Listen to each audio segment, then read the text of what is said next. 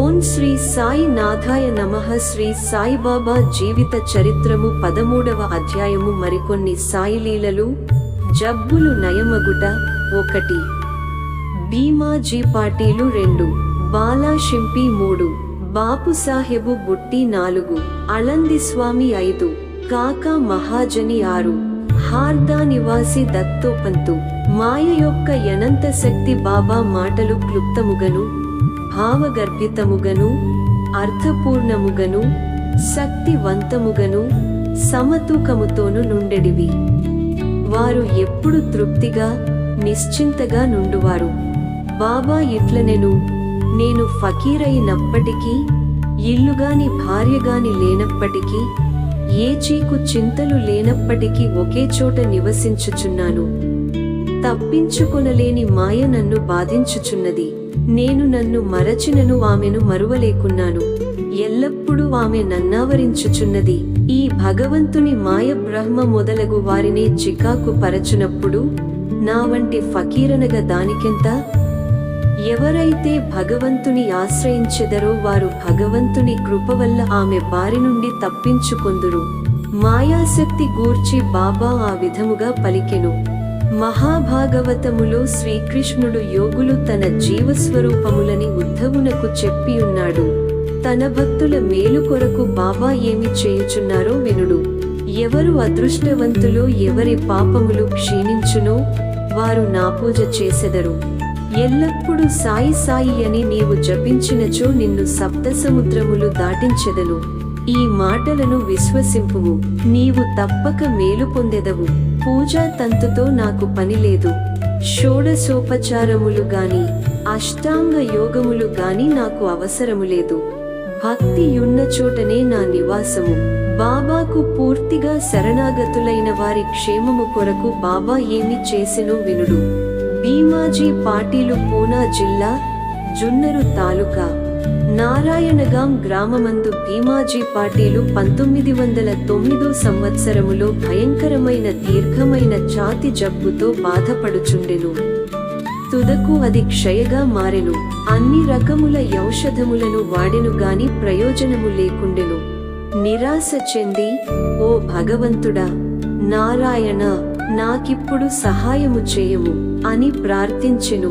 మన పరిస్థితులు బాగుండునంత వరకు మనము భగవంతుని తలచము అను సంగతి ఎందరికీ తెలిసినదే. కష్టములు మనల నావరించునప్పుడు మనము భగవంతుని జ్ఞప్తికి తెచ్చుకునేదము. అట్లనే భీమాజీ కూడా భగవంతుని స్మరించెను.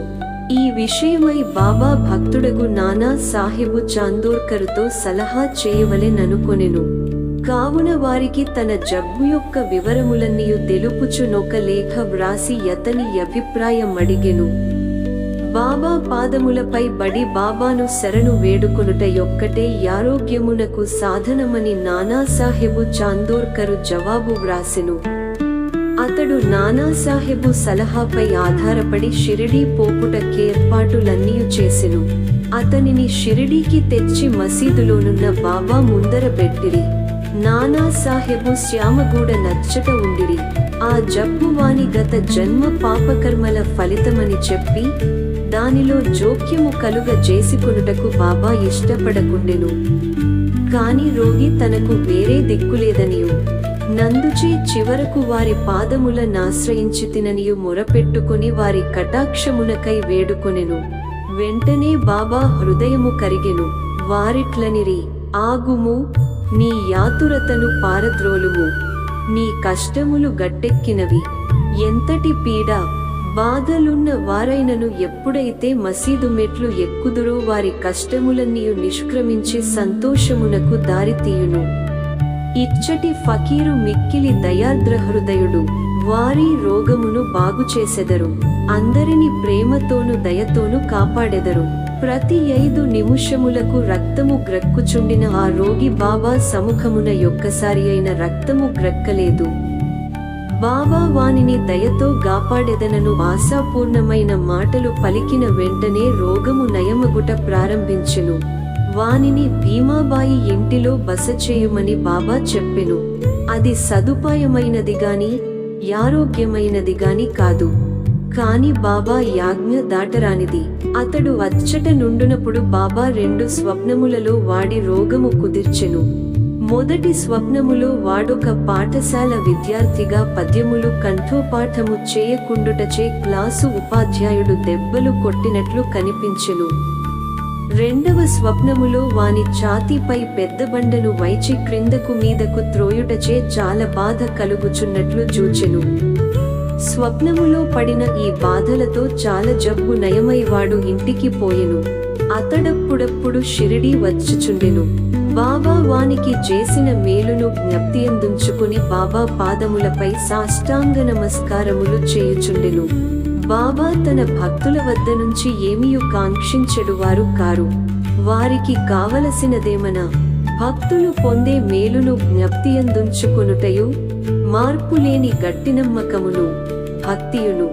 మహారాష్ట్ర దేశములో నెలకొకసారిగాని పక్షమునకొసారిగాని ఇండ్లలో సత్యనారాయణ వ్రతము చేయుట ఎలవాటు.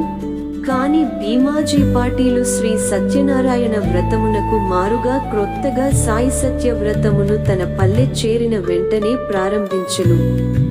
బాలాగణపతి షింపి ఎనువాడు బాబా భక్తుడు. మలేరియా జబ్బుచే మిగుల బాధపడెను.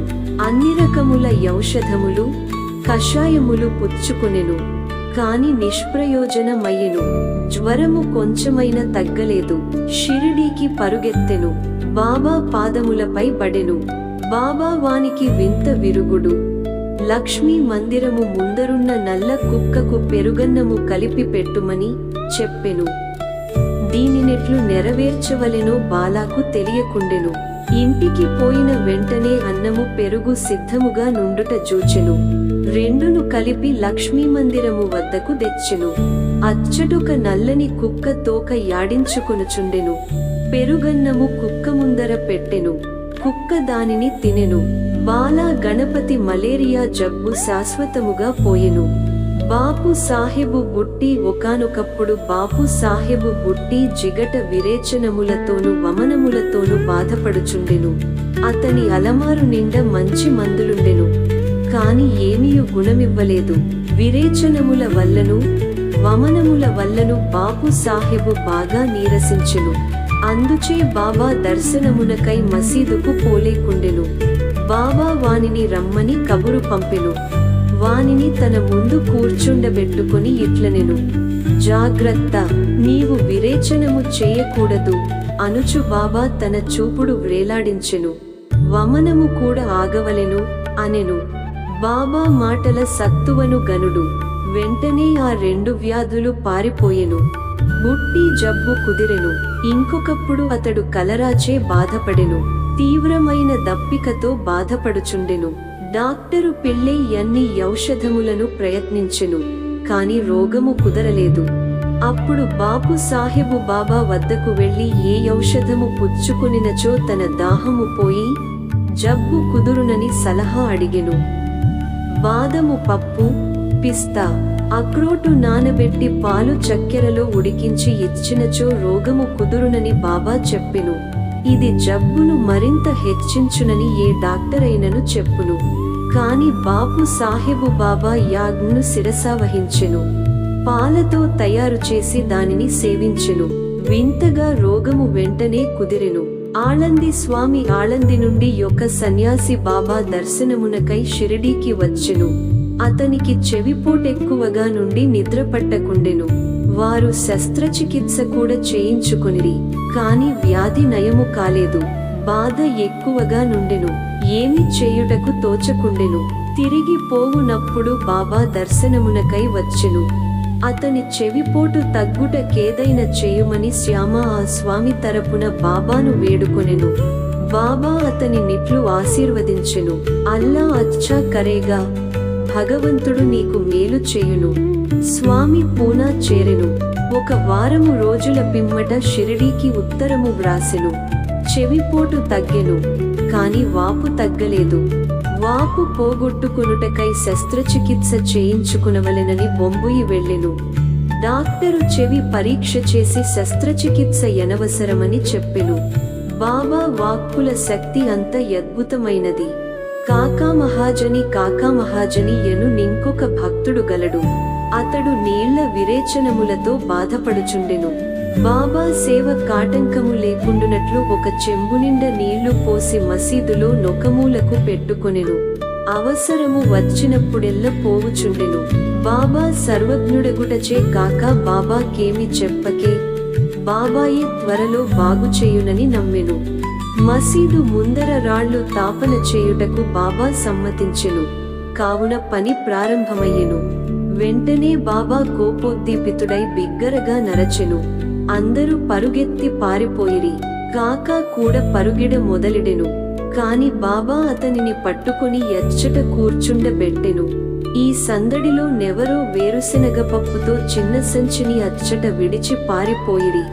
బాబా యొక్క పిడికెడు శనగపప్పు తీసి చేతులతో నలిపి పొట్టును ఊదివైచి శుభ్రమైన పప్పును కాకాకిచ్చి తినుమనెను. తిట్టుట, శుభ్రపరచుట, తినుట ఒకేసారి జరుగుచుండెను.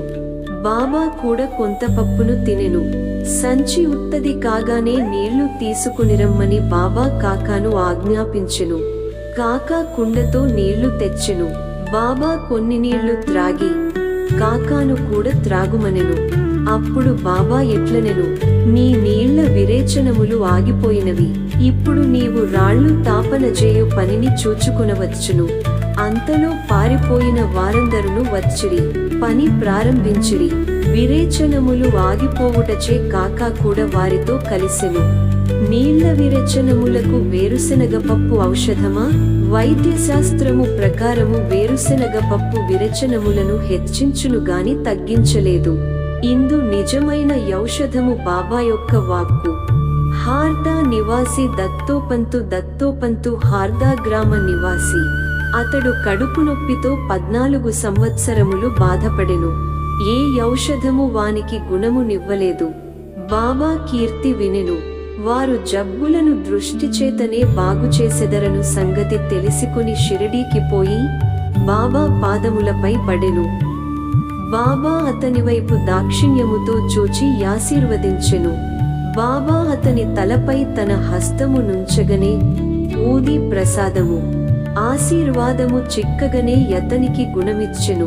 ఆ జబ్బు వలన తిరిగి బాధ ఎన్నడు లేకుండెను. ఇంకొక 3 వ్యాధులు. 1. మాధవరావు దేశపాండే మూలవ్యాధిచే బాధపడెను. సోనాముఖి కషాయమును బాబా వానికిచ్చెను. ఇది వానికి గుణమిచ్చెను. 2 సంవత్సరముల పిమ్మట జబ్బు తిరుగదోడెను. మాధవరావు ఇదే కషాయమును బాబా యాజ్ఞ లేకుండా పుచ్చుకొనెను. కాని వ్యాధి అధికమాయెను. తిరిగి బాబా ఆశీర్వాదముతో నయమయ్యెను.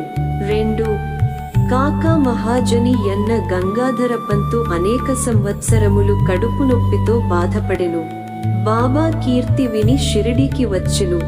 కడుపు నొప్పి బాగు చేయుమని బాబాను వేడెను. బాబా వాని కడుపును ముట్టుకొని భగవంతుడే బాగు చేయగలడనెను. అప్పటి నుంచి కడుపు నొప్పి తగ్గెను. వాని వ్యాధి పూర్తిగా నయమయ్యెను. 3. ఒకప్పుడు నానాసాహెబు చాందోర్కరు కడుపు నొప్పితో మిగుల బాధపడెను. ఒకనాడు పగలంతయు రాత్రియంతయు చికాకు పడెను. డాక్టర్లు ఇంజెక్షనులు ఇచ్చిరి. కాని అవి ఫలించలేదు. అప్పుడతడు బాబా వద్దకు వచ్చెను. బాబా ఆశీర్వదించెను. దీనివల్లనే అతని జబ్బు పూర్తిగా తొలగిపోయెను.